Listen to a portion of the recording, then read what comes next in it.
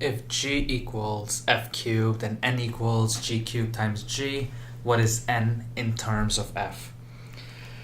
Whenever I see in terms of, it brings me back and reminds me of when I was taking the SAT, and that phrasing used to confuse the living crap out of me. So, what is n in terms of f? Now, all that is saying is, so what is the value of n in terms of f? So right now, this is really in terms of g, because that's what the variable is over here. I want n in terms of f, so I want to know what n would equal if I were to replace these with f. It tells me what the value of g is. The value of g is f cubed. So now, see that g right there? I can replace the g with f cubed, and I can replace that g with f cubed. So it will be n equals f cubed. Now, that's what I'm doing instead of the g.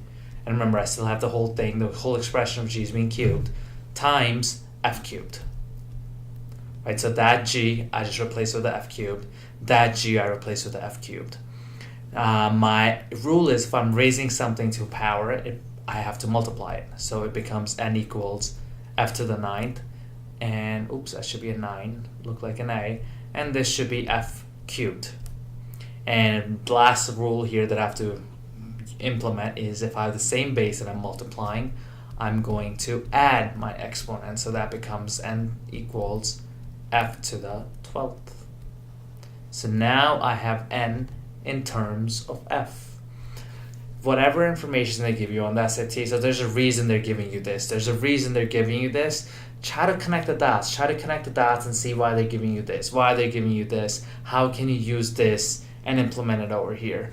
My final answer, n equals 5, f to the 12th, making that answer choice